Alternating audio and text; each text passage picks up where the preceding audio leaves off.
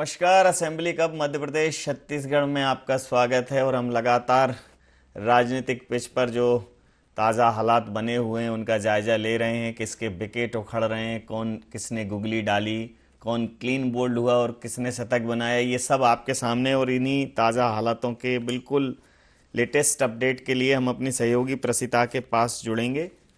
प्रसिता, क्या हैं ताज़ा हालात?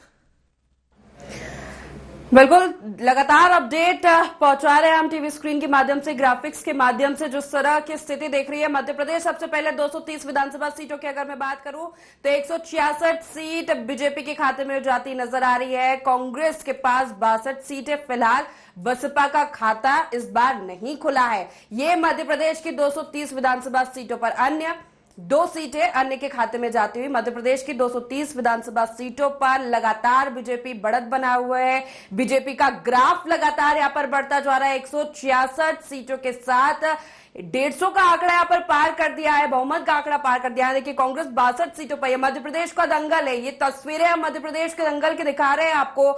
यहां पर लगातार बीजेपी बढ़त बनाए हुए। अब तस्वीरें साफ है। ये छत्तीसगढ़ का दंगल देखिए, छत्तीसगढ़ में भी बीजेपी का ग्राफ बढ़ता जा रहा है, जो कि उम्मीद नहीं थी। लगातार ये माना जा रहा था कि छत्तीसगढ़ में कांग्रेस की लहर है, लेकिन तस्वीरें परिणामों में, नतीजों में उलट आ रही है। अब देखिए नतीजे आने लग गए हैं। बुधनी से सीएम शिवराज सिंह चौहान की ये सीट है, यहां पर उन्होंने भारी बहुमत के साथ, भारी मतों के साथ जीत हासिल की है। उनके सामने कांग्रेस से विक्रम मस्ताल थे, जो कि हार गए हैं। यहां देखिए छिंदवाड़ा से आपको दिखा रहे हैं कमलनाथ आगे चल रहे हैं इस विधानसभा सीट से। लेकिन अगर मैं छिंदवाड़ा की बात करूं तो 2 सीटों पर उस क्षेत्र में बीजेपी आगे चल रही है। पाटन से भूपेश बघेल आगे चल रहे हैं। ये तस्वीर आपको दिखा रहे हैं, पाटन से विजय बघेल पीछे है। ये सीट यहां पर काका और भतीजे में टक्कर नजर आ रही है। लाहौर से देखिए, मध्य प्रदेश की लाहौर विधानसभा सीट, गोविंद सिंह पीछे चल रहे हैं। अमरीश शर्मा यहां से लगातार बढ़त बनाए हुए हैं। ये तस्वीरें आपको दिखा रहे हैं। मध्य प्रदेश और छत्तीसगढ़ का चुनावी दंगल है। मालवा निमाड़ अंचल की बात करें, 66 सीटों में बीजेपी लगातार बढ़त बनाए हुए। 46 सीटें बीजेपी के खाते में नजर आ रही है, बहुत बेहतर स्थिति में। ग्वालियर चंबल कड़ा मुकाबला देखा जा रहा था। 34 सीटों में बीजेपी 17, कांग्रेस 16, कांटे की टक्कर यहां पर नजर आ रही थी। सीटों में भी दिख रहा है। मध्य भारत की अगर मैं बात करूं तो 36 विधानसभा सीटें, 33 बीजेपी के पास और कांग्रेस के पास 3।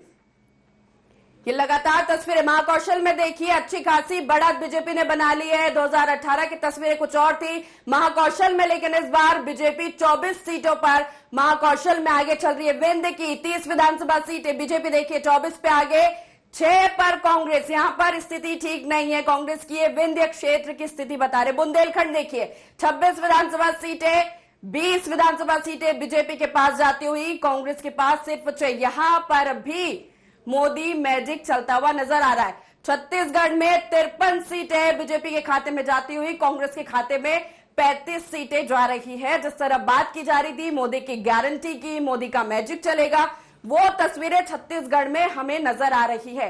ये लगातार ग्राफिक्स के माध्यम से अपडेट आप तक पहुंचा रहे हैं। ये तस्वीरें आपको दिखा रहे हैं। मध्य प्रदेश की 230 विधानसभा सीटों पर बीजेपी 166 और कांग्रेस 62 सीटों पर फिलहाल आगे चल रही है। लगातार बीजेपी आगे बढ़त बनाए हुए। सुबह से हम तस्वीरें देख रहे थे, रुझानों के साथ साथ अब जो नतीजे सामने आ रहे विधानसभा सीटों पर, वो भी बीजेपी के खाते में जाते हुए नजर आ रहे हैं। सीधा रुख कर लेते हैं स्टूडियो का, नवीन जी। शुक्रिया प्रशिता। और ये जो नतीजे हैं उससे ये बात स्पष्ट है कि भारतीय जनता पार्टी मध्य प्रदेश में, छत्तीसगढ़ में और कहीं ना कहीं राजस्थान में भी सरकार बना रही है। और इसको अगर हम लाडली बहना बोलें तो इसका इफेक्ट सिर्फ मध्य प्रदेश में होना चाहिए था, लेकिन इसका इम्पैक्ट जो है रिक्टर पैमाने पर मोदी के भूकंप की तीव्रता कुछ ज़्यादा है, जिसने राजस्थान को भी हिलाया है और छत्तीसगढ़ को भी हिलाया है। और इसका केंद्र बिंदु जो है वो मध्य प्रदेश है, क्योंकि मध्य प्रदेश के मन में मोदी था और वो धड़कन छत्तीसगढ़ में भी पहुंची। हमारे साथ इस वक्त चर्चा में मौजूद हैं ब्रजगोपाल लोहिया जी, प्रवक्ता हैं मध्य प्रदेश भारतीय जनता पार्टी के। संतोष सिंह गौतम साहब कांग्रेस से हमारे साथ हैं, मीडिया विभाग के उपाध्यक्ष हैं। गौरव चतुर्वेदी जी स्टूडियो से हमारे साथ हैं, वरिष्ठ पत्रकार। अवधेश जैन भारतीय जनता पार्टी के प्रवक्ता हमारे साथ हैं छत्तीसगढ़ से। अभय नारायण जी कांग्रेस प्रवक्ता हमारे साथ हैं छत्तीसगढ़ से। और मनीष बोरा वरिष्ठ पत्रकार हमारे साथ हैं। आप समस्त महानुभावों का बहुत बहुत स्वागत है।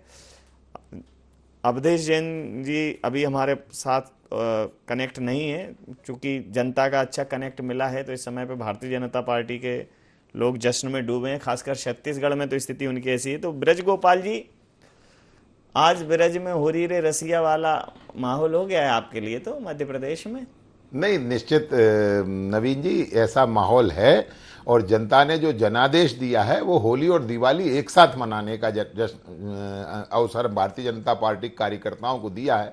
परंतु इसका पूरा श्रेय मध्य प्रदेश की जनता को है कि जिस जनता ने भारतीय जनता पार्टी पर लगातार 5वीं बार विश्वास जताया है, 2003 से लगातार, और 2003 के परिणाम की लगभग पुनरावृत्ति आज मध्य प्रदेश ने कर दी है। ये सिद्ध करता है कि एंटी इनकम्बेंसी से हटकर प्रो इनकम्बेंसी के आधार पर भी चुनाव लड़े जा सकते हैं यदि आप सरकार में रहते समय काम करते हैं। तो आज जो मध्य प्रदेश ने जनादेश दिया है वो जनादेश भारतीय जनता पार्टी को है, वो जनादेश काम करने वाले लोगों को है, वो जनादेश माननीय नरेंद्र मोदी जी के नेतृत्व को है, वो जनादेश माननीय शिवराज जी के परिश्रम को है, वो जनादेश माननीय प्रदेश अध्यक्ष वीडी शर्मा जी के संगठन करने की क्षमता को है।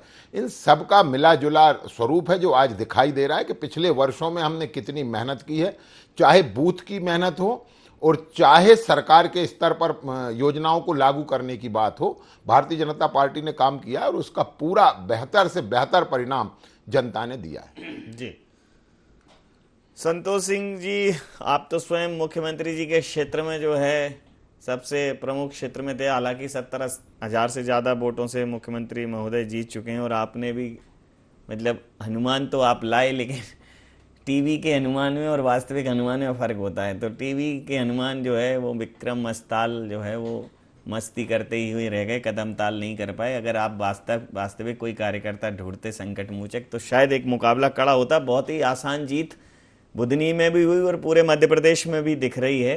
इन नतीजों को लेकर क्या प्रतिक्रिया रखेंगे? देखिए, निश्चित रूप से भारतीय जनता पार्टी के लिए हर्ष का विषय है कि भारतीय जनता पार्टी काफी सीटों पर आगे चल रही है। हालांकि अंतिम परिणाम नहीं है, फिर भी हम ये समझते हैं कि अगर ये परिणामों में तब्दील होते हैं तो कांग्रेस पार्टी के लिए निश्चित ही गहन आत्मचिंतन का विषय है और इसकी गहरी समीक्षा होना चाहिए। और न केवल समीक्षा होना चाहिए, उस समीक्षा से जो रिजल्ट निकले उस पर तुरंत कार्रवाई होना चाहिए, सारी चीजें होना चाहिए। लेकिन मैं समझता हूं कि अभी हमको अगर ये परिणाम में तब्दील नहीं होता, अभी बहुत सारे राउंड बचे हैं, तो हमें देखना होगा कि अंतिम परिणाम क्या आते हैं। लेकिन अगर परिणाम यही रहते हैं तो निश्चित रूप से कांग्रेस पार्टी के लिए गहन आत्मचिंतन का विषय है। मैं प्रतिक्रिया लूंगा। अभय नारायण जी कांग्रेस के हमारे प्रवक्ता हैं, छत्तीसगढ़ से जुड़े हुए हैं, और कांग्रेस तो मॉडल स्टेट कांग्रेस के लिए था छत्तीसगढ़। और कोई भी मीडिया का विश्लेषक, कोई भी राजनीतिक पंडित ये कह नहीं सकता था कि छत्तीसगढ़ में भूपेश बघेल जी की सरकार को कोई खतरा है। लेकिन भूपेश बघेल जी की सरकार को खतरा हुआ। तो अभय नारायण जी जुड़े हैं? अभय नारायण जी जुड़े हैं? अभय नारायण जी नहीं आए हैं, तो अब उनकी सरकार को खतरा है। हमारे साथ अवधेश जैन जी भारतीय जनता पार्टी के प्रवक्ता हैं जी। तो अवधेश जी, जहां श्योर माना जा रहा था कि भारतीय जनता पार्टी तो यहां हारेगी और भारतीय जनता पार्टी के समक्ष भूपेश बघेल की सरकार फिर से बनाएगी, और आपने चल वो गोठान और खोल वो पोल और 2-3 जो चलाए वहाँ एक्सपीडिशन जो अभियान, वो बड़े सफल हो गए और छत्तीसगढ़ में अप्रत्याशित वापसी हुई है। इसका श्रेय किसको देना चाहेंगे? जी, ये आदरणीय प्रधानमंत्री हमारे नरेंद्र मोदी जी के नेतृत्व में भारतीय जनता पार्टी के कार्यकर्ता, संगठन की शक्ति, इसको ही श्रेय जाएगा। भारतीय जनता पार्टी के कार्यकर्ता जो बूथ से लेकर राष्ट्र तक प्रत्येक व्यक्ति अपने अपने पूरी क्षमता के साथ में अपना पूरा योगदान दिया है। तो जनता ने जो हमें ये जनमत दिया है उसके बड़े विनम्रता से प्रणाम करके उसे हम स्वीकार करते हैं। और उनके विश्वास को, जो उन्होंने विश्वास किया मोदी की गारंटी पे, जो उन्होंने विश्वास किया मोदी सरकार की गरीब कल्याण योजनाओं पे, जो उन्होंने विश्वास किया मोदी सरकार की जन कल्याणकारी योजनाओं पे, जो उन्होंने मातृ शक्ति के सशक्तिकरण के लिए मोदी सरकार की योजनाओं पे जो भरोसा किया है, वो भरोसा बने रहेगा। और उन्होंने जो भरोसा किया है उसी को हम इन 5 वर्ष में पहले भी क्रियान्वित करते रहे। और जो वादा जो वादा कांग्रेस सरकार ने 5 वर्ष को पहुंचाते रही, 16 लाख आवासों को बनने नहीं दिया, आयुष्मान योजना को क्रियान्वित नहीं होने दिया, जन औषधि केंद्र खुलने नहीं दिया, उन सबको भी पूर्ण रूप से यहाँ पर क्रियान्वित करेंगे और 100% जनता की सेवा में इन 5 वर्षों में हम खरे उतरेंगे। आगे भी ऐसी योजना काम करते रहेंगे। परंतु आप अभी ये ध्यान देने का विषय ये है कि यहाँ पर कांग्रेस के सभी बड़े नेता, उप मुख्यमंत्री टीएस सिंहदेव, यहाँ के जयसी अग्रवाल, मोहम्मद अकबर, अमरजीत भगत, ताम्रध्वज साहू, धनेन्द्र साहू और इनके प्रदेश अध्यक्ष जो पूर्व प्रदेश मोहन मरकाम और वर्तमान प्रदेश दीपक बैस तक पीछे हैं और मोटा मोटा वो हार गए हैं। आप देखिए इनके अहंकारी और दम भरने वाले नेता जो कि ये बोलते थे कि इसी 5 वर्ष में पूरी हमारी घोषणा पत्र को पूरा कर देंगे क्या, जो ये बोलते थे कि हम टीएस सिंहदेव बोलते थे कि हम केवल कुछ ही 12 ही वादा पूरा करने में सफल रहे। तो ऐसी सरकार जिन्होंने जनता के साथ में धोखाधड़ी की है, उसको जनता ने आज सत्ताच्युत कर दिया और ऐसी सरकार को बैठाया और जो कि मोदी की गारंटी पर भरोसा करके, मोदी जी के सरकार की योजनाओं पे भरोसा करके ऐसी सरकार को बैठाया जो कि पूरे देश में और पूरे राष्ट्र में अभी भी आई है और 2024 में भी आएगी। जी, प्रतिक्रिया ले लेता हूँ। हमारे साथ अभय नारायण जी हैं। अभय जी, अभयदान टाइप का मिला हुआ था आपको, इस प्रकार का प्रस्तुतिकरण था कि मॉडल स्टेट है छत्तीसगढ़ और छत्तीसगढ़ की गवर्नमेंट जो है कांग्रेस के लिए उदाहरण थी। पूरे देश में जगह जगह प्रचार भी छत्तीसगढ़ की सरकार का हुआ उस तरह से कि छत्तीसगढ़ ने अपने आप को एक सुशासित और बेहतर राज्य के तौर पर स्थापित किया है। और छत्तीसगढ़ में 36 का आंकड़ा दिखा दिया जनता ने, आपसे क्या कहेंगे? देखिए कि परिणाम तो लगातार आ रहे हैं और अंतिम परिणाम आने तक हमारी पूरी संभावना है कि कांग्रेस की सरकार बनेगी और कांग्रेस की अच्छी स्थिति होगी। हम परिणाम का इंतजार कर रहे हैं और जहां तक जनता का सवाल है, जनता जो फैसला करेगी वो सिरोधार्य होता है। लोकतंत्र में जनता सर्वोपरि होती है, लेकिन हमको 5 साल मौका मिला और उस 5 साल में हमने जो जनता के लिए हम कर सकते थे, जो छत्तीसगढ़ के लिए कर सकते थे, छत्तीसगढ़ की संस्कृति के लिए, छत्तीसगढ़ की खेल कूद के लिए, छत्तीसगढ़ की अस्मिता और स्वाभिमान के लिए जो काम भूपेश बघेल ने किया वो निश्चित रूप से सराहनीय कार्य था और जनता को स्वीकार था। और आप परिणाम जो आ रहे हैं, परिणाम अंतिम आ जाए तो इस पे अपन बात करेंगे, डिबेट में और भी बैठेंगे और बात होगी। अभी 36 का आंकड़ा नहीं है, अभी अंतिम परिणाम आने बाकी है और अंतिम परिणाम आने तक हमारे कार्यकर्ता अभी टेबलों पे जमे हुए हैं, गिनती चल रही है। जरूर कुछ बड़े नेताओं के पीछे होने के कारण सीटें कम दिख रही हैं, लेकिन हमको विश्वास है वो सीटें बढ़ेंगी और हम सरकार बनाने की स्थिति में होंगे। ये भी हमको विश्वास है और हमने जनता की पूरी सेवा की है। जनता के लिए जो कुछ छत्तीसगढ़ की अस्मिता के लिए हो सकता था, जो 15 सालों में नहीं हुआ था, 15 सालों में भ्रष्टाचार, कमीशनखोरी के अलावा विकास के काम नहीं हुए थे, वो काम हमने किए हैं।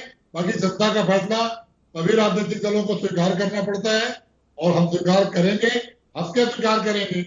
अगर जनता विपक्ष में बैठाती है तो हम बेहतर विपक्ष भी देंगे। जी, प्रतिक्रिया ले लेता हूं। गौरव चतुर्वेदी जी हमारे साथ हैं, मध्य प्रदेश के वरिष्ठ पत्रकार हैं। मध्य प्रदेश में जिस प्रकार का, चूंकि एग्जिट पोल में तो छत्तीसगढ़ को फिर भी सरकार बनती हुई यहाँ दिख रही थी, मध्य प्रदेश के तो एग्जिट पोल में स्पष्ट था कि भारतीय जनता पार्टी को बढ़त मिल रही है, बढ़त मिली भी और बम्पर जीत की तरफ अग्रसर है। हालांकि आप देखें तो बड़ी संख्या में जो मंत्री हैं वो हार रहे हैं, पीछे चल रहे हैं, दिग्गज मंत्री भी ऐसी स्थिति में हैं। तो लेकिन ओवरऑल सरकार बना रहे हैं और मोदी, मध्य प्रदेश के मन में मोदी जो खत लिखा मोदी ने, वो खत मध्य प्रदेश में मैंने पहले भी कहा था कि या तो वो खत खता होगी मोदी जी की या वो खत ऐसा फलीभूत होगा कि कुछ अद्भुत होगा। तो परिणाम तो भारतीय जनता पार्टी को उत्साहित करने वाले हैं, क्या कहें? नवीन जी, कांग्रेस तो आकलन करेगी अपनी हार का, लेकिन मुझे ऐसा लग रहा है कि अब भारतीय जनता पार्टी को भी अपनी सफलता का आकलन करना चाहिए, क्योंकि 3-4 महीने पहले जो मध्य प्रदेश की स्थितियां बताई जा रही थी, जो पार्टी के बड़े नेताओं द्वारा आंकी जा रही थी, संघ के द्वारा आंकी जा रही थी, उसमें आपको याद हो खबरें आई थी बाहर निकल कर छनकर कि मुश्किल से 70 से 80 सीटें जीतने की संभावना जताई जा रही थी। आज जो परिणाम आए हैं वो परिणाम बिल्कुल विपरीत हैं। चुनाव तो मोदी मैजिक मतदान के बाद जो एग्जिट पोल आया उसमें भी कुछ सर्वे रिपोर्ट्स में एग्जिट पोल में कांटे की टक्कर बताई गई थी।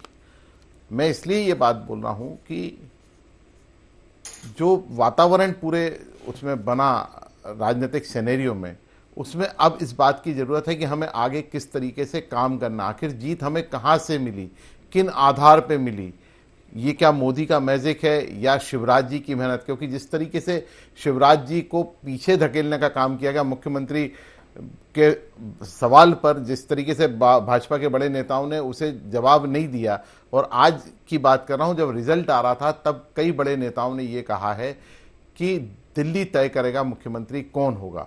ऐसी परिस्थिति में आपको आकलन करना पड़ेगा कि सफलता का श्रेय क्या सिर्फ मोदी जी का है या संगठन का है या शिवराज जी का है। और मैं इसे एक अलग उससे लेता हूं कि ये एक बेहतर पॉलिटिकल मैनेजमेंट के साथ चुनाव लड़ा गया और जिसका परिणाम आज सामने है। तो अब भाजपा को भी अवलोकन करना चाहिए, आकलन करना चाहिए कि क्या जनता चाह रही है और उसे हम आगे किस तरीके से डिलीवर कर सकते हैं। सफलता के गर्व में अगर भाजपा ये भूल करती है तो उसे लोकसभा में खामियाजा उठाना पड़ सकता है। प्रतिक्रिया लेता हूं मैं मनीष वोरा जी से। मनीष जी, भूपेश बघेल जी की सरकार को कांग्रेस ने एक मॉडल गवर्नमेंट के तौर पर एस्टेब्लिश किया था और कहीं ना कहीं छत्तीसगढ़ कांग्रेस का गढ़ बनता हुआ दिख रहा था और गढ़ में गड़बड़ हो गई। और उस गड़बड़ के पीछे क्या कारण मानते हैं, क्या ऐसे फैक्टर रहे कि एग्जिट पोल में भी ऐसी स्थितियां नहीं थी, more than exit poll results आ रहे हैं, तो कैसे देखते हैं आप इन परिणामों को? देखिए, सीधे तौर पे इसमें बहुत सारे फैक्टर्स काम करते हैं। सबसे बड़ी चीज तो ये कि कांग्रेस ने जिस प्रदेश को एक मॉडल के रूप में पेश किया था, जिन चीजों को छत्तीसगढ़ की पूरे देश के अंदर प्रचारित किया था कि हमने यहाँ पर काम किया है, उसको जनता एक सिरे से खारिज करती हुई नजर आ रही है। दूसरी सबसे बड़ी चीज ये है कि छत्तीसगढ़ में कांग्रेस के अंदर जो अंतरकलह लगातार चल रही थी, टीएस सिंहदेव जो उप मुख्यमंत्री थे, देखिए उनकी भी स्थिति ये है कि वो हार के करीब दिख रहे हैं और उनको जिस तरीके से पूरे यहाँ 4.5 साल के अंदर उनकी इमेज को जिस तरीके से डैमेज करने का प्रयास किया गया, लगातार उनकी जो स्थिति थी सरगुजा में उसको कमजोर करने का प्रयास किया गया, उसका परिणाम सीधे तौर पे यहां दिख रहा है। सरगुजा संभाग की लगभग 12 सीटों पर जो है वो भाजपा आगे चल रही है। तो ये जो स्थिति है इसको सीधे तौर पे समझना होगा कि एक तरफ टीएस सिंहदेव को कमजोर करने का प्रयास किया गया, दूसरी तरफ चरणदास महंत जो एक बड़ा चेहरा था कांग्रेस का, उनको भी किसी प्रकार से आगे नहीं आने दिया गया। तो ये जो पूरी तरीके से कांग्रेस के अंदर जो अंतरकलह चल रही थी उसका एक परिणाम दिखता है। उसके साथ 2.5 साल का कमिटमेंट हुआ था, वो भी कहीं वो सारे फैक्टर भी कहीं प्रभावी रहे। जी हाँ, निश्चित रूप से देखिए 2.5 साल का जो कमिटमेंट हुआ था उसको लेकर के जो पूरा अंतर्द्वंद चला और विधायकों की जो पूरी परेड कराई गई दिल्ली ले जाकर के, और वहां पर चार्टर प्लेन के माध्यम से सारे विधायकों को दिल्ली लेके जाया गया और वहां पर जाकर के कांग्रेस हाईकमान के सामने जो है वो शक्ति प्रदर्शन किया गया। और उसके बाद में फिर लगातार जिस तरीके से भावनात्मक बयान टीएस सिंहदेव जी के आ रहे थे, वो भी सीधे इस तौर पे इस और इशारा कर रहे थे कि ये स्थितियां वहां पर सरगुजा में लगातार जो है वो खराब होती जा रही है। उनके डैमेज करने के लिए सीधे तौर पे वहां से अमरजीत भगत को प्रोजेक्ट किया गया था और उनको मंत्री के रूप में वहां से लाया गया था, और उसके बाद टीएस सिंहदेव जी का वहां जो प्रभाव था उसको धीरे धीरे खत्म किया गया। उसका जो परिणाम है वो देखने को मिल रहा है, वहां की सारी सीटें कांग्रेस हारती हुई नजर आ रही है। और इसके साथ साथ हम बात करें तो देखिए बाकी जगह और जो फैक्टर्स हैं उसमें बात करें तो धर्मांतरण एक जो बड़ा मुद्दा, बस्तर और सरगुजा दो ऐसे संभाग है जहां से छत्तीसगढ़ में सत्ता का रास्ता निकलता है। तो बस्तर में बड़ा मुद्दा था धर्मांतरण, और धर्मांतरण को लेकर के वहां पर लगातार भारतीय जनता पार्टी आक्रामक हो रही थी पूरे प्रदेश के अंदर में, न केवल राजधानी बल्कि अन्य क्षेत्रों में भी। यदि हम वोटिंग के समय भी बात करें तो कांग्रेस भाजपा के जो दिग्गज नेता हैं बृजमोहन अग्रवाल, उन्होंने एक बड़ा प्रदर्शन किया था राजधानी रायपुर में और इस बात को बोला था कि यहां पर मेरे ऊपर हमला किया गया है। तो ये जो सारी चीजें काम कर रही थी इसने कहीं ना कहीं बड़ा असर दिखाया और कांग्रेस को एक यहां पर जो स्थिति दिख रही वो बड़ा नुकसान होता दिख रहा है। जी अभय नारायण जी, देखिए नुकसान स्पष्ट दिख रहा है, खैर आकाश से आसमान टिका है, लेकिन छत्तीसगढ़ में 55 सीटों पर भारतीय जनता पार्टी आगे चल रही है, 33 पर आप हैं, एक बड़ा फासला हो जाता है, करीब करीब 22 सीटों का अंतर है। और ये अब चूंकि रुझान लगभग ऐसे चरण में कि आधे से ज़्यादा राउंड्स की मतगणना हो चुकी, तो इसके बाद बहुत कम मार्जिन वाले जो हार जीत के अंतर होंगे, बहुत कम मार्जिन होगा, वहाँ तो कवर किया जा सकता है। लेकिन जहाँ स्पष्ट दिख रहा है कि कांग्रेस को उतना सपोर्ट नहीं मिला छत्तीसगढ़ में, जितना कांग्रेस एक्सपेक्ट कर रही थी, इसका कारण जैसा कि मनीष जी ने बताया, आप कितने सहमत हैं उनके दृष्टिकोण से? देखिए, कोई अंतर करने वाली बात नहीं थी। सरकार की योजनाएं वो जनता पसंद कर रही थी और जनता के मन मुताबिक योजनाएं बन रही थी। चाहे हम किसान की बात कर लें, गोबर खरीदी की बात कर लें, जितनी स्व सहायता समूह की महिलाओं को रिपा और रिपा के माध्यम से काम देने की बात कर लें, आत्महत्या छूट की बात कर लें, योजनाओं तो जनता के हित में थी और जनता इसको पसंद कर रही। और सारा मीडिया, सारा सर्वे, सारे जो आकलन थे, ये बता रहे थे कि छत्तीसगढ़ सरकार का काम लोगों को पसंद है। और भूपेश भाई पे भरोसा का जो नारा चला, वो उसके हिसाब से ही चला। अब जहां तक के जनता का जो फैसला आया है, इसकी समीक्षा होगी, इसके बारे में पार्टी फोरम में बात होगी, तो समझ में आएगा कि आखिर फैसला क्यों इतना बड़ा उलटफेर की तरफ दिख रहा है। लेकिन जनता का फैसला सबको मानना पड़ता है, मानेंगे। लेकिन अभी भी जब तक अंतिम रिजल्ट ना आ जाए, मेरी जानकारी में 15 से 20 सीटें अभी भी ऐसी हैं जो बहुत कम मार्जिन में, जहां 1000 और 500 की बात चल रही है, कभी भाजपा आगे हो रही है, कभी कांग्रेस आगे हो रही है। तो पूरे अंतिम परिणाम आ जाए, तो परिणाम आने के बाद अपन किसी परिणाम पर पहुंचेंगे। लेकिन जनता को लेकर जिस तरह का काम भूपेश बघेल सरकार ने, कांग्रेस सरकार ने किया, भूतो न भविष्य से, हम उम्मीद नहीं करते कि किसी सरकार के पास ऐसा विजन होगा, क्योंकि हमने 15 साल भाजपा की सरकार को छत्तीसगढ़ में देखा है, उनके विजन को देखा है। जहां तक केंद्र की बात है, नरेंद्र मोदी की गारंटी की बात है, तो केंद्र सरकार तो छत्तीसगढ़ में कोई योगदान नहीं ला पाई। न किसी प्रकार का कोई महंगाई कम हुई, रसोई गैस का दाम हो, पेट्रोल का दाम हो, डीजल का दाम हो। उसके बाद भी अगर भारतीय जनता पार्टी को लोग वोट दे रहे हैं, ये जनता जनार्दन है, जनता के वोट में है, किधर जाना चाहती है, कि जनता फैसला करती है, उस पर कोई टिप्पणी नहीं कर सकता मैं। लेकिन कांग्रेस ने 5 साल जो छत्तीसगढ़ में किया है, अगर सरकार बनाने का मौका मिला तो छत्तीसगढ़ और आगे ही जाएगा, विकास के द्वार खुलेंगे। जी जी, संतोष सिंह गौतम जी से भी मध्य प्रदेश कांग्रेस की प्रतिक्रिया ले लेता हूं। बहुत आशान्वित थे संतोष जी आप लोग, इवन उत्साह में, अति उत्साह में, समर्थन में होना ही चाहिए। आ रहे हैं कमलनाथ, इस प्रकार के पोस्टर लग गए थे। और चुनाव है तो नतीजे अप्रत्याशित रहते हैं, लेकिन अगर व्यक्ति विशेष तक हों तो समझ में आता है। लेकिन जब वो संस्थागत हो जाते हैं तो एक पूरी विचारधारा का नुकसान होता है। संस्थागत हो जाते हैं तो पूरी दल का नुकसान होता है। तो कांग्रेस संस्थागत तो थी, लेकिन कहीं ना कहीं कमलनाथ जी की प्रतिष्ठा दांव पर थी। दिग्विजय सिंह जी ने भी बहुत जी तोड़ मेहनत की थी। अप्रत्याशित नतीजे एग्जिट पोल के बाद से ही अप्रत्याशित नतीजे अब एग्जिट पोल के अनुसार ही आए, आपके लिए अप्रत्याशित हैं 166। तो ये करीब 160 2013 में 160 के आसपास थी और 2003 में 173 थी, अब फिर 160 के आसपास है, तो 166 की दिख रही है। तो अच्छा रिस्पांस मिला है। कहाँ चूक हो गई, क्या समझ? देखिए, ये बड़ा आश्चर्य का विषय है कि तमाम ऐसे मुद्दे थे जिन पर हम सोच रहे थे कि जनता कांग्रेस को समर्थन देगी। जैसे कांग्रेस ने अपने जो 1.5 वर्ष का जो कार्यकाल जो कांग्रेस को मिला था 2018 में, बाद में हमारी सरकार चली गई थी, विभिन्न कारणों से भारतीय जनता पार्टी ने हमसे सरकार ले ली थी। मैं समझता हूं उस समय जो 1.5 वर्षों का जो हमारा कार्यकाल था वो बहुत ही बेहतरीन कार्यकाल था, जिसमें हमने किसानों को राहत दी, हमने आम उपभोक्ताओं को राहत दी, बिजली के बिलों में कटौती करके, और तमाम तरीके की नई योजनाएं हमने शुरू की थी। और इंदौर भोपाल मेट्रो की हमने शुरुआत की थी, जो हम 1000 गौशालाओं का हमने निर्माण शुरू किया था, तमाम जनहितैषी योजनाएं हमने प्रारंभ की थी। लेकिन हमारी सरकार चली गई।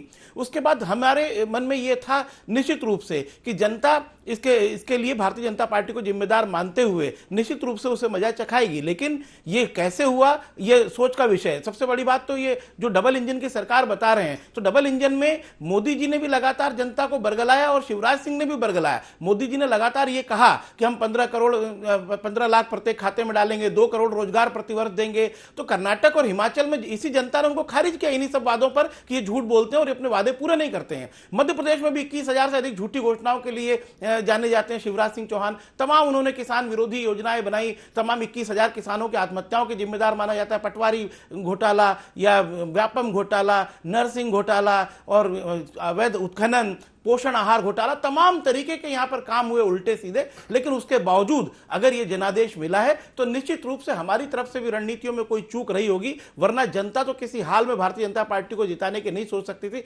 निश्चित रूप से हमारी रणनीतियों में कहीं ना कहीं कोई कमी रही है। अगर ये परिणाम तब्दील होते हैं, अगर रुझान, मैं समझता हूं कांग्रेस पार्टी को गंभीर आत्मचिंतन की जरूरत है कि ऐसी कौन सी कमियां रह गई रणनीतिक तौर पर जो हम जनता तक नहीं पहुंचा पाए।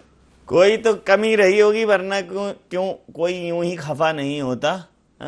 तो जनता खफा है तो ब्रजगोपाल लोया जी, कुछ तो कमी रही होगी कांग्रेस के विपक्ष के तौर पर, उधर सत्ता पक्ष के तौर पर। हालांकि दोनों राज्यों में आप देखिए, तीनों राज्यों में, इवन जो हिंदी भाषी राज्य हैं, राजस्थान, छत्तीसगढ़ और मध्य प्रदेश, तीनों में भारतीय जनता पार्टी को रिस्पॉन्स मिला है। और चाहे विपक्ष के तौर पर हो या चाहे सत्ता पक्ष के तौर पर हो, कुल मिलाकर कांग्रेस को खारिज किया है। अगर कॉमन देखा जाए, सिर्फ एक तेलंगाना को छोड़ दें, मिजोरम के नतीजे कल आएंगे, तो 3 राज्य बड़े राज्य हैं, आपको अच्छा रिस्पॉन्स मिला है। तो ये जो कांग्रेस कह रही है, फैक्टर तो कोई नहीं था कि ऐसा होना नहीं चाहिए था। नहीं, देखिए नवीन जी, कांग्रेस आत्मचिंतन नहीं करती है। चिंतन की बात कांग्रेस की यह है कि जब आप सरकार में रहते हैं तब क्या करते हैं, विपक्ष में रहते समय क्या वादे करते हैं वो भिन्न है, सरकार में रहते क्या करते हैं। अब आप 2018 की बात करें, 2018 में किस तरह चुटकी बजाकर गिनती गिनवाई गई थी 1 से 10 तक कि 10 दिन में कर्ज माफ हो जाएंगे 2 लाख तक के, मगर जनता ने देखा कि 10 दिन तो छोड़ो, 15 महीने में नहीं हो पाए। दूसरी बात, कांग्रेस कभी भी वास्तविक मुद्दों पर बात नहीं करती है। एक काल्पनिक मुद्दा जिसके विसिल ब्लोअर खुद शिवराज सिंह चौहान जी हैं, वो 2008 से निरंतर हर चुनाव में उसे नए ढंग से प्रस्तुत करने की कोशिश करते हैं, व्यापम, और इसको करने से मध्य प्रदेश की बदनामी होती है। तो दरअसल कांग्रेस ये भूल जाती है कि वो नेता की आलोचना करते करते प्रदेश की आलोचना करने लग जाती है, और वो जनता पसंद नहीं करती। क्या प्रभाव पड़ता है उन बच्चों पर जिन्होंने मध्य प्रदेश से शिक्षा ली है, ये कांग्रेस ने कभी नहीं सोचा कि जब आप मध्य प्रदेश को दिन भर बदनाम करेंगे सोशल मीडिया में, और फिर वो अपनी डिग्री लेकर जाएगा तो आप विपरीत प्रभाव डालते हैं। इन पर कभी कांग्रेस चिंता नहीं करती, काल्पनिक उनके मुद्दे होते हैं। 2-3 बातें और कहूंगा इसमें। एक और मुद्दा बीच में चुनाव में डालने का प्रयत्न किया कि मध्य प्रदेश को जातियों में बांटने की कोशिश हुई इस चुनाव के दौरान कि हम जाति जनगणना कराएंगे। मुझे नहीं लगता कि इसकी कौन सी आवश्यकता थी, परंतु कांग्रेस पार्टी में सामूहिक नेतृत्व की बहुत कमी है। कोई भी राहुल गांधी जी के निर्णय पर उंगली नहीं उठा पाता है, जबकि कांग्रेस के किसी नेता ने इस बात को आगे नहीं बढ़ाया राहुल गांधी जी के सिवाय, परंतु जातियों में बांटने की कोशिश हुई, और उस कांग्रेस के द्वारा हुई जिसने जाति जनगणना का हमेशा विरोध किया 1931 से लेकर 1964 तक। तीसरी बात, जो कांग्रेस पार्टी का जनता के बीच में जाने का तरीका है, इस बात देखिए, अब चुनाव हो चुका है, हम आरोप और प्रत्यारोप लगाने से कुछ हासिल नहीं होने वाला है। कांग्रेस ने प्रचार अभियान में किया क्या है? कुछ भी नहीं किया है। अपनी बात जनता तक ले जाने की कौन सी कोशिश की है, मुझे नहीं दिखाई देता है। एक तरफ आप देख रहे हैं कि 8 बार नरेंद्र मोदी जी इस प्रदेश में आते हैं, 21 सभाएं माननीय अमित शाह जी करते हैं, यहां 160 सभाएं माननीय शिवराज जी करते हैं, BD शर्मा जी करते हैं। भारतीय जनता पार्टी के जो स्टार प्रचारकों की सूची है, आप उसमें से देखेंगे कि सभी लोगों ने पूरे मध्य प्रदेश में प्रचार करने का काम किया है। और कांग्रेस पार्टी का कोई स्टार प्रचारक बता दे कि उसने 50 सभा भी की हो पूरे चुनाव के दौरान, तो कांग्रेस जनता में भी अपनी बात ले जा, और उस अक्षमता का ठीकरा दूसरों पर फोड़ना। तीसरी एक और बात मैं कह रहा हूं, आज कांग्रेस के पास एक बड़ा संकट, और नवीन जी शायद आपने उस पर कितना ध्यान दिया मुझे नहीं मालूम है, कि आज तो समस्या यह है कि जो सेकंड लेयर ऑफ लीडरशिप थी वो भी समापन की ओर है। सज्जन सिंह वर्मा चुनाव हार गए, जीतू पटवारी जी चुनाव हार रहे हैं, doctor Govind Singh ji, doctor KP Singh ji. आप देखिए तो कि कांग्रेस ने ऐसे आपके ऐसे तो लिस्ट आपके यहाँ भी है जी, ऐसी लिस्ट आपके यहाँ भी है, मतलब सेकंड लेयर ऐसा ही नहीं। आप देखिएगा, ये वो नेता हैं जो मध्य प्रदेश में कांग्रेस पर कब्जा करने की सेकंड लेयर में। अब आप देखिए, आपके अरविंद भदौरिया जी हार रहे हैं, सुरेश राठखेड़ा वो हार की ओर चले गए हैं, हमारे लाल सिंह हारे जी, लाल सिंह, चलो वो तो ठीक, महेंद्र सिंह सिसोदिया जी हार रहे हैं जी, निश्चित है। इवन मध्य प्रदेश में, 4 से 6 मंत्री में अभी हम उसे स्वीकार कर रहे हैं, परंतु आप देखेंगे कि संघर्ष किस बात का था कांग्रेस में, कांग्रेस का नेता कौन होगा इस बात के लिए संघर्ष था। चुनाव जब बिल्कुल पीक पर था तो आपने देखा कि क्या हो रहा था, कपड़े किसके फाड़े जाएं इसमें प्रतियोगिता हो रही थी कि कमलनाथ जी बता रहे थे दिग्विजय सिंह जी और जयवर्धन सिंह के फाड़े, और दिग्विजय सिंह जी बता रहे थे कि नहीं मेरे नहीं कमलनाथ जी के फाड़े। अब आप बताएं जनता को, आप क्या सुरजेवाला जी को बता दें, सुरजेवाला अब दोनों को उन्हें आपस में तय करना है। खैर मैं आपकी बात पर प्रतिक्रिया अवधेश जी से लूंगा। अवधेश जी, छत्तीसगढ़ में मतलब भारतीय जनता पार्टी को कहीं कोई काउंट नहीं कर रहा था, इवन एग्जिट पोल में भी नहीं आए आप। एग्जिट पोल में ठीक है, टक्कर में देखिए 6 महीने पहले तक ऐसा लग रहा था कि भाई छत्तीसगढ़ की सरकार जो है वो, उसका जो प्रभाव है वो मध्य प्रदेश पे भी दिखेगा, उसका प्रभाव राजस्थान पे भी दिखेगा, लेकिन छत्तीसगढ़ की सरकार भी सिमट गई। एक बड़ा नुकसान है कांग्रेस को और आपके लिए एक बड़ा अचीवमेंट है, क्योंकि भारतीय जनता पार्टी की सरकार थी लंबे समय तक, 15 साल तक आपने वहां शासन किया था, एक बदलाव भी जनता ने देख लिया और पुनः चुना, तो मतलब एक तुलनात्मक अध्ययन कर लिया कि नहीं ठीक है भारतीय जनता पार्टी ज्यादा बेहतर है। तो अब ये परिणाम तो कहीं ना कहीं आपको आशान्वित और उत्साहित करने वाले हैं। अवधेश जी, चलिए वरिष्ठ पत्रकार हमारे साथ मनीष बोरा जी हैं। मनीष जी, ये परिणाम जो है छत्तीसगढ़ को, अगर जो छोटा मोटा सर्वे और जो जनता के बीच में हम लोग गए तो ग्रामीण अंचलों में सरकार को लेके काफी उत्साह था, लेकिन एक फैक्टर बहुत बड़ा था कि इंफ्रास्ट्रक्चर को लेके, व्यापार को लेके और एक बड़े विजन को लेके कोई काम नहीं हुआ है छत्तीसगढ़ में। खासकर शहरी क्षेत्र का विकास एकदम अवरुद्ध था। उच्च मध्यम वर्ग और व्यापारी वर्ग कहीं ना कहीं थोड़ा निराश था। तो वो एक व्यवसायी के यहाँ 10, 50, 15 सहकर्मी होते हैं, उसके साथी होते हैं, तो एक फर्क तो पड़ता है। क्या कहेंगे? देखिए, निश्चित रूप से मैं आपकी बात से सहमत हूं नवीन जी कि भारतीय जनता पार्टी के शासनकाल में इंफ्रास्ट्रक्चर डेवलपमेंट का जो काम हुआ, सड़कों का जो जाल बिठा, स्कूल्स की जो बिल्डिंग बने, हॉस्पिटल्स के जो बिल्डिंग बने और तमाम इस तरीके के जो भी इंफ्रास्ट्रक्चर डेवलपमेंट के जो बड़े काम हुए, उसको लेकर के निश्चित रूप से ये जो स्थिति हम बात करें वो कांग्रेस से यदि तुलना करें तो कांग्रेस के शासनकाल में ऐसा कोई भी बड़ा काम नहीं हो पाया जिसको कांग्रेस ने, जिसका भूमि पूजन किया हो और उसका लोकार्पण किया हो। तो ऐसा कोई बड़ा काम कांग्रेस दिखाने में कामयाब नहीं रही। लेकिन हाँ, कांग्रेस के शासनकाल में यह जरूर हुआ कि व्यक्तिगत विकास की जो हम बात करते हैं तो लोगों के जेब में सीधा पैसा डालने का काम जरूर कांग्रेस ने किया, चाहे वो किसान न्याय योजना के माध्यम से किया हो, चाहे गोधन न्याय योजना के माध्यम से किया हो, चाहे बिजली बिल हाफ के माध्यम से किया हो। सीधे तौर पे लोगों की जेब में पैसा पहुंचाने का काम उन्होंने किया और उसका जो वो देखा जाए तो ग्रामीण अंचलों में इसका असर देखने को मिल रहा था। लेकिन जब हम बात करते हैं कि विकास की, तो राजधानी रायपुर की यदि हम बात करें, चुनाव के 10 दिन पहले तक राजधानी रायपुर के सड़कों की यह हाल था कि वहां पर चलना दूभर था। तो ये जो सारी चीजें थी ये निश्चित रूप से कांग्रेस को नुकसान कर रही थी और इस बात को कांग्रेस समझ नहीं पाई। उसने ये कहा कि हम जो विकास कर रहे हैं, हम व्यक्तिगत विकास कर रहे हैं, हम तो लोगों की जेब में सीधा पैसा डालने का काम कर रहे हैं और उसकी वजह से प्रदेश का जो आर्थिक स्थिति है वो सुदृढ़ बन रही है। लोगों की जेब में पैसा आ रहा है, वो पैसा मार्केट में फ्लो हो रहा है, चाहे वो किसान की जेब में पैसा जा रहा हो, चाहे वो महिलाओं की जेब में पैसा जा रहा हो, चाहे वो अन्य युवाओं की जेब में पैसा जा रहा हो, जिनकी भी जेब में सीधे तौर पर पैसा जा रहा है, वो पैसा मार्केट में आ रहा है। और मार्केट में फ्लो बढ़ने से कोरोना जैसे काल के दौरान भी छत्तीसगढ़ की जो अर्थव्यवस्था थी वो लगभग पटरी पर नजर आ रही थी। तो ये जो बात कांग्रेस कह रही थी और इस पर जितना बड़ा विश्वास कांग्रेस को था, इसीलिए उसने इस बार भी देखिए कि लगातार उसने सबसे पहले कर्ज माफी की घोषणा करी, उसके बाद उसने जो है किसानों को बोनस की घोषणा करी, उसके बाद महिलाओं के लिए उसने भाजपा के बाद में जो है गृहलक्ष्मी योजना की घोषणा करी। तो तमाम उस प्रकार की जो घोषणा करी, तो मुझे लगता है कि भारतीय जनता पार्टी ने भी उसी स्ट्रेटेजी को अपनाया। और एक और महत्वपूर्ण चीज जो मुझसे पहले छूट गई थी वो ये था कि देखिए, कांग्रेस ने जिस तर्ज पर पिछले बार चुनाव लड़ा था उसी तर्ज पर लगभग भारतीय जनता पार्टी ने इस बार चुनाव लड़ा।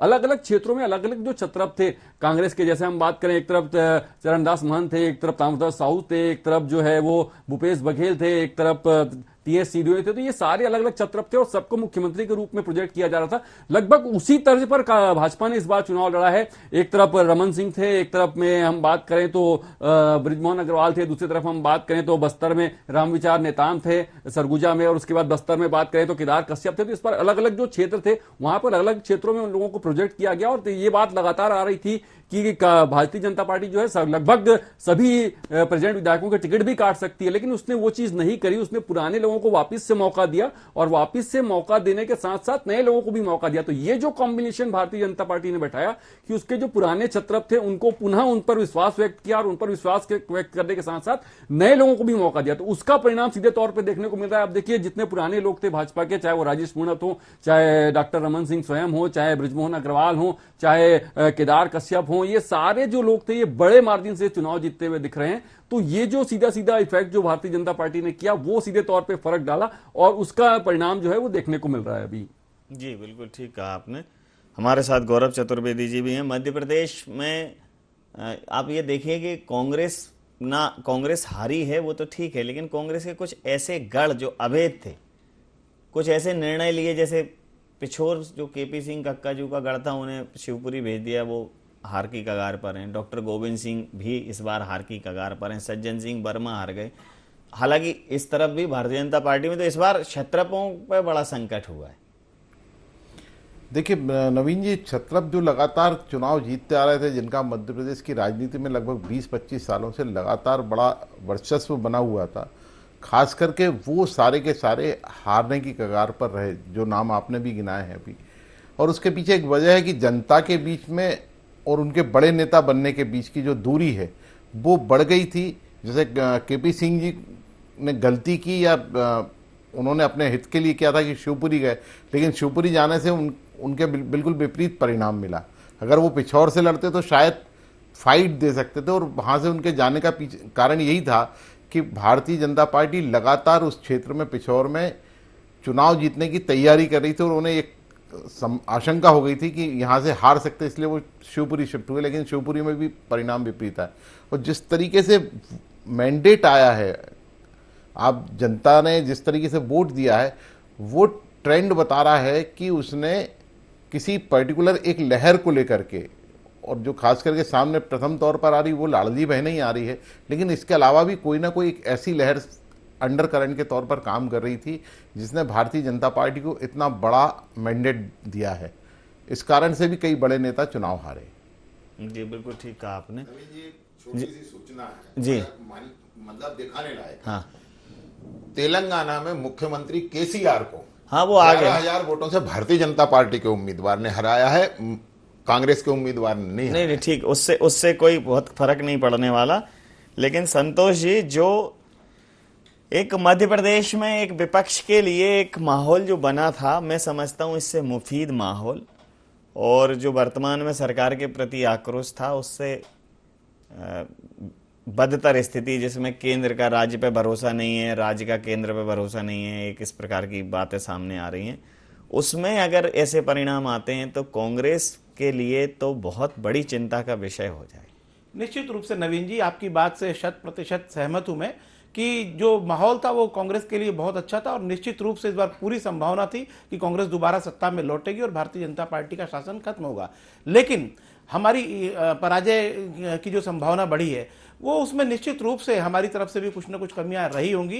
बल्कि ये भी मामला था कि कांग्रेस पार्टी जिस तरीके से अपनी स्कीमें और सारी चीजें जनता के बीच में डिलीवर कर रही थी, तो हमको पूरी संभावना थी कि जनता हमारा समर्थन करेगी। जैसे हमारे 25 लाख रुपए तक का जो मेडिक्लेम था, मैं समझ रहा हूं कि वो अगर मध्य प्रदेश की जनता के जीवन में आई होती वो चीज, तो निश्चित रूप से बहुत फर्क पड़ता। लेकिन हम फिर भी उसके बावजूद अगर इस स्थिति में पहुंचे हैं या हमारी हार की संभावना बन रही है, तो निश्चित रूप से गहरे आत्मचिंतन की आवश्यकता है, और निश्चित रूप से उस गहरे आत्मचिंतन से जो मंथन निकलेगा उस पर कार्रवाई की भी आवश्यकता है।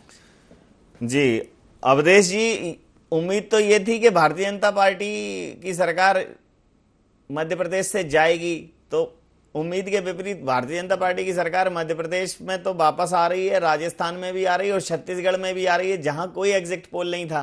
तो क्या हुआ ऐसा, क्या मैजिक था ये? नहीं, ये एग्जिट पोल नहीं था, ये तो एक अपना अपना सब चैनल वाले अपने अपना दिखाते हैं। उसमें हमको तो मालूम था कि सरकार बीजेपी की बन रही है, और हम जितने भी टीवी चैनलों में जाते थे हम बोलते थे कि सरकार बन रही है। उसका कारण था कांग्रेस को जनता का फैसला मानना पड़ेगा। मतलब सत्ताच्युत हो गए पर खुमारी नहीं गई, पड़ेगा।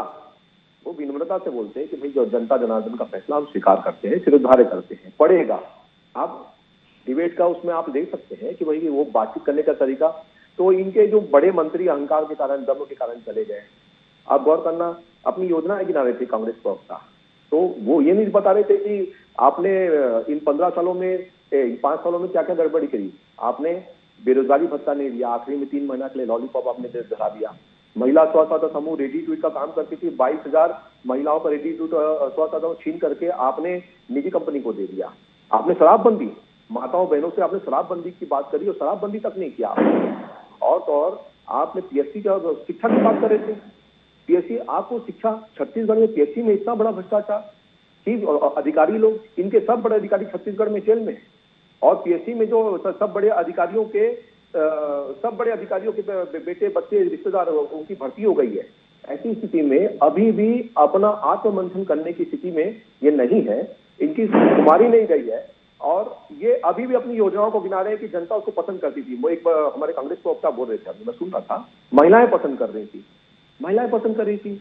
सबसे बड़ा धोखा तो आपने शराबबंदी का महिलाओं को दिया, महिलाएं आपकी योजना पसंद करेंगी। आप किसान की बात कर रहे थे, राजस्थान में इसी चुनाव के समय में 60% किसानों की जमीन का कुर्की का आप आदेश जारी करते हैं, वहां पर ऋण नहीं पटाया। आजादी के बाद से 2003 तक आपने केवल और केवल 16-17% ब्याज लेकर के 16-17% में ब्याज लेकर के उनकी जमीनों को कुर्की इतिहास से पटा पड़ा रहता था। ऐसी स्थिति में आप अपनी योजनाएं गिरा रहे हैं। आज के दिन, कम से कम आज के दिन आप विनम्रता से बोलिए कि हम सिरोधार्य कर रहे हैं और जनता का जो फैसला है हम उसको स्वीकार करते हैं।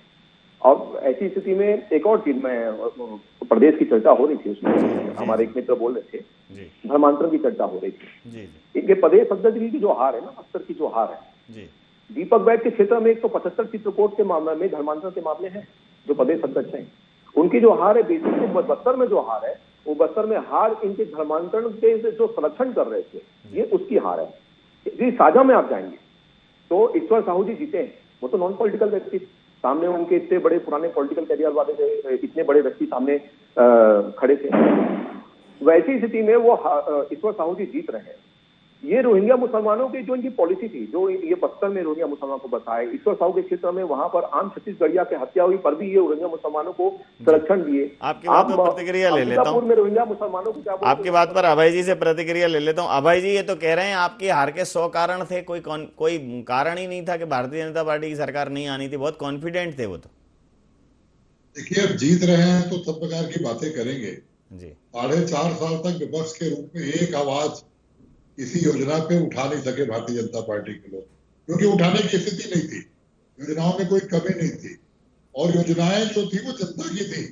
जनता उससे खुद शराबबंदी की बात कर रहे हैं, हमारे में तो हिम्मत था कांग्रेस में, घोषणा पत्र में हमने शराबबंदी की बात की थी, हमने शराबबंदी के लिए कमेटी बनाई, लेकिन भारतीय जनता पार्टी जो 15 साल में शराब का सरकारीकरण की, उचियाकरण की, उन कमेटियों में शामिल नहीं हुई, और आज भी उनके घोषणा पत्र में शराबबंदी नहीं है। अगर हिम्मत होती तो शराबबंदी करते अपने घोषणा पत्र में, सरकार आ रही है लागू करते। तो देखिए, हमारी योजनाओं में कोई कमी नहीं थी, जनता का फैसला हमको सिरोधार्य है, हम उसको सिरोधार्य करेंगे। और रही धर्मांतरण, ध्रुवीकरण, हत्या का फायदा उठाना, झंडे का फायदा उठाना, नफरत का बाजार पैदा करना, इनको करने में ये सफल रहे, ये ध्रुवीकरण कर लिए। और ये धर्मांतरण की बात कर रहे हैं, इन्होंने 2 टिकट सरगुजा में और बस्तर में धर्मांतरित व्यक्ति को दी है, प्रमोद मित्र को इन्होंने टिकट दी, तब इनका धर्मांतरण कहा गया। ये चुनाव जीतने के लिए कभी मंदिर, कभी मस्जिद, कभी चर्च, यही मुद्दे लाएंगे।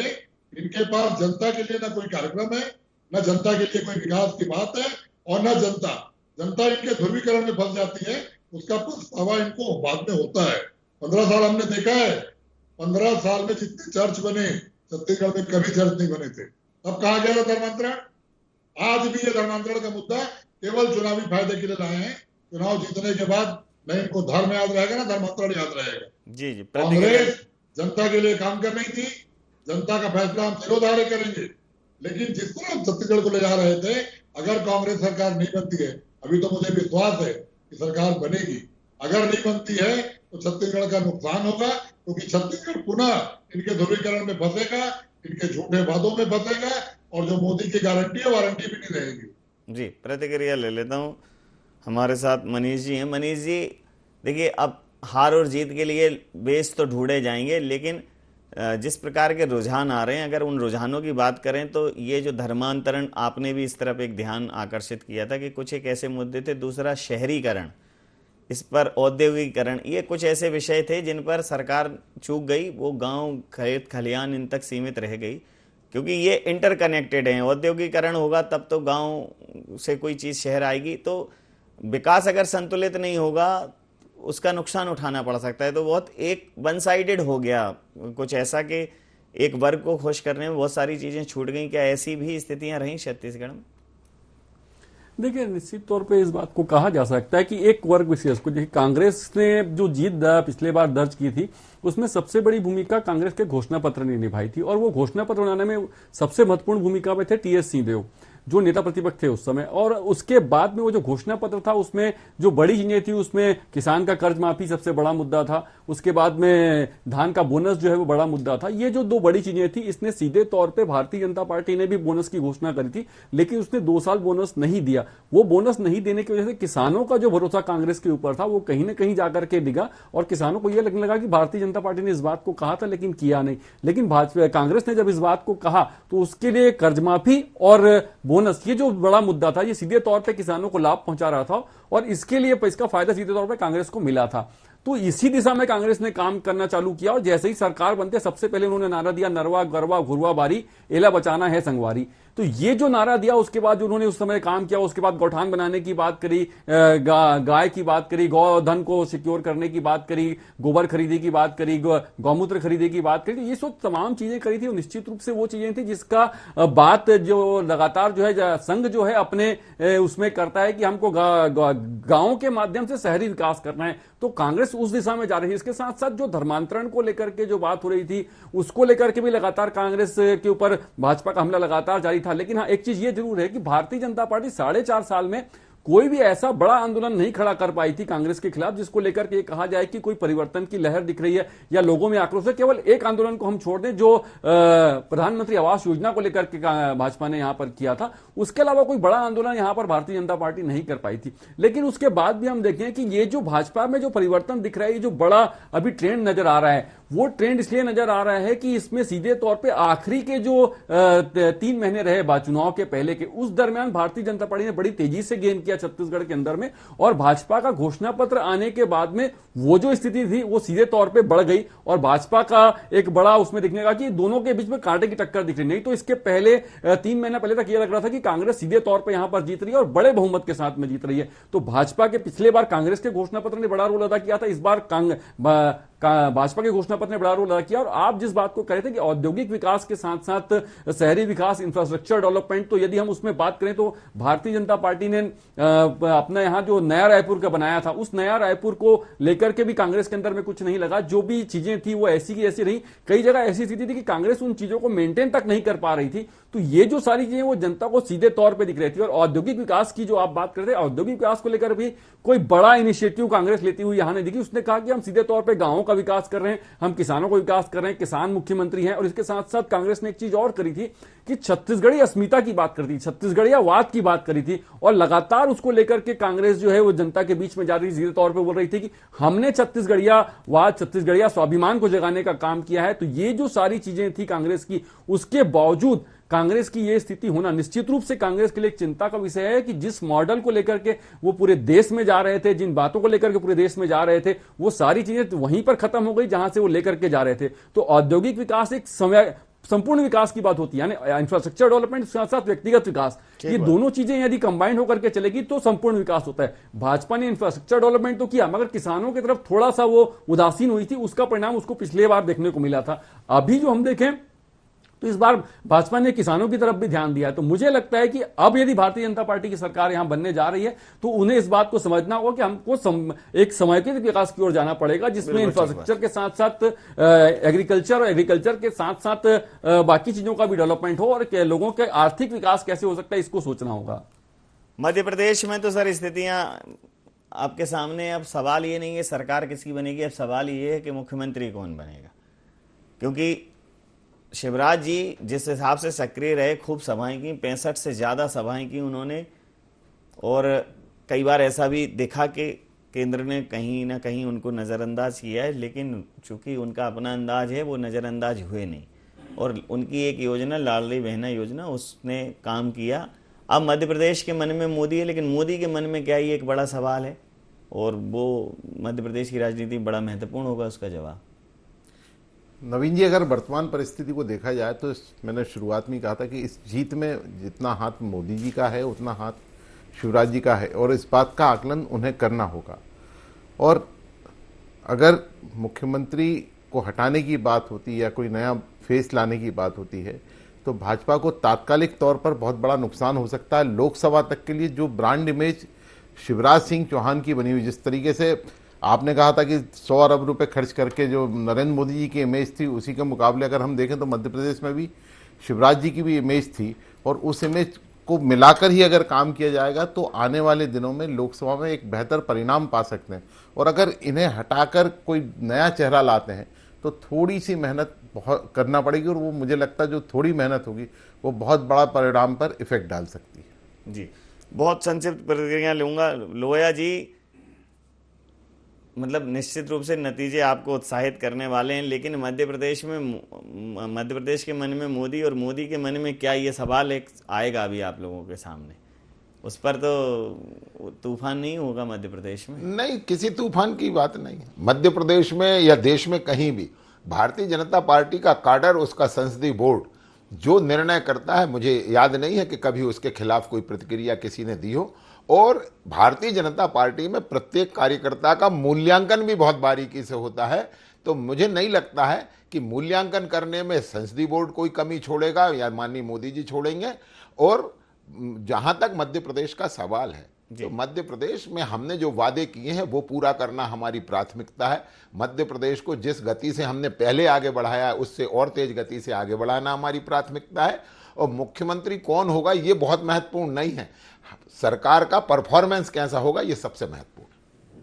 संतोष जी, मध्य प्रदेश की, देश की राजनीति के एक बड़े दिग्गज नेता कमलनाथ जी, हमेशा उन्होंने मध्य प्रदेश की राजनीति में, मध्य प्रदेश के समृद्धि में अपना योगदान दिया, और पिछली बार बहुत अच्छा परफॉर्मेंस भी कांग्रेस का देखा, लेकिन इस बार ऐसा लग रहा था कि सरकार बनाएगी। नैराश्य होगा निश्चित रूप से उनके मन में, और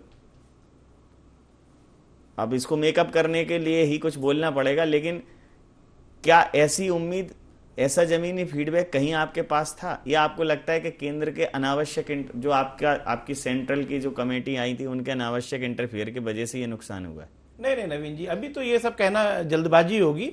अभी पहले पूरे परिणाम आ जाए, फिर देखेंगे कि क्या क्या कारण रहे। और निश्चित रूप से कमलनाथ जी ने अथक मेहनत की है पिछले 5 वर्षों में, और बहुत ही अच्छी योजनाएं भी लाए थे। और जब उनकी सरकार चल रही थी तो निश्चित रूप से उनकी जनहितैषी योजनाएं थी, उसके बल पर कार्यकर्ता बड़ा गौरवान्वित था कि हम बहुत अच्छी सरकार चला रहे हैं। लेकिन हमारी सरकार उस समय चली गई, और बाद में कमलनाथ जी ने जो बूथ स्तर तक, मैं यह भी कहना गलत है कि भारतीय जनता पार्टी के मुकाबले कैडर भी खड़ा नहीं किया था। कैडर वेडर सब इस बार खड़ा हो गया था, और पिछली बार 2018 से अच्छा इस बार हमारा पन्ना प्रबंधन तक हमारी चीजें पहुंच चुकी थी। लेकिन चूंकि आज भारतीय जनता पार्टी चुनाव जीत गई है, तो हो सकता है कि 1-2 मुद्दे ऐसे हों जिन्होंने क्लिक किया और उसकी वजह से जीत गई। इसका मतलब यह नहीं कि समग्र रणनीति कांग्रेस की फेल थी और भारतीय जनता पार्टी की सभी रणनीतियां बहुत अच्छी थी। लेकिन ठीक है, हम पराजित अगर अभी हो जाते हैं पूरे परिणाम आने के बाद में, निश्चित रूप से जनता का फैसला होगा और इसको शिरोधार्य करना हमारा धर्म है। अवधेश जी, सवाल आपके सामने भी वही होगा कि मुख्यमंत्री कौन बनेगा। आपके यहाँ भी कोई चेहरा नहीं था?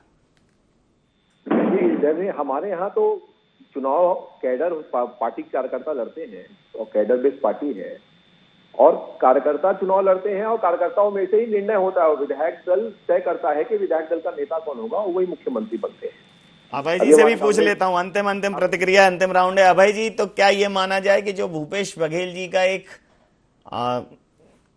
कालखंड था, उनका जो उन्नयन था राजनीति में, एकदम एक उनको जो राइज मिला था, अब उस पर एक अल्प विराम तो कम से कम कह सकते हैं कि लग गया है आपस की खींचातान में? देखिए, कांग्रेस सिद्धांत और अपनी नीतियों की राजनीति करती है। कांग्रेस चुनाव जीतने के लिए कभी ध्रुवीकरण, जाति धर्म का सहारा नहीं लेती, चाहे देश की राजनीति हो चाहे प्रदेश की राजनीति। प्रदेश में हमको मौका मिला, हमने छत्तीसगढ़ियापन के लिए, छत्तीसगढ़िया संस्कृति के लिए, छत्तीसगढ़ियावाद के लिए काम किया और अगर पुनः मौका मिलेगा तो पुनः काम करेंगे जी। और भारतीय जनता पार्टी जिस तरह ध्रुवीकरण करके और हमारे विकास के कामों पे भी अपना ध्रुवीकरण का चादर बिछाने में सफल रही, तो अब जनता फैसला करेगी और आने वाली सरकार का हम स्वागत करेंगे। मनीष जी से प्रतिक्रिया ले लेता हूं। मनीष जी, सवाल तो अब ये उठेगा कि मुख्यमंत्री कौन होगा छत्तीसगढ़ में? देखिए, छत्तीसगढ़ में मुख्यमंत्री कौन होगा, निश्चित रूप से सवाल होगा, लेकिन मैं इस बात को कहना चाहता हूं कि डॉक्टर रमन सिंह जी, जो जिनका विश्वास लगातार, केंद्रीय नेतृत्व का विश्वास जिनके ऊपर लगातार बना रहा है छत्तीसगढ़ के अंदर में, चाहे हम बात करें अमित शाह की, चाहे हम बात करें नरेंद्र मोदी जी की, जितने भी लोग थे उन सबका विश्वास रमन सिंह पर बना हुआ था। और जिस प्रकार से टिकटॉक चेहरा है, इसी के बाद में यही सवाल गौरव जी आपके पास है, जो आपने तो चूंकि हिंट भी कर दिया कि भले ही जो भी कारण रहे हों, लेकिन शिवराज जी अभी मुफीद चेहरा है मध्य प्रदेश में भारतीय जनता पार्टी। नहीं, स्वाभाविक तौर पर मुफीद चेहरा है। और इसके साथ में एक सवाल और मैं नवीन जी करना चाहता हूं भाजपा से, अब आप आगे उसको करिएगा, कि अगर संसदीय बोर्ड मध्य प्रदेश के मुख्यमंत्री की बात कर रहा है कि अब तय करेंगे, कोई चेहरा घोषित नहीं किया था, तो क्या आगामी लोकसभा चुनाव में भी क्या प्रधानमंत्री के चेहरे को लेकर के यही बात कही जाएगी?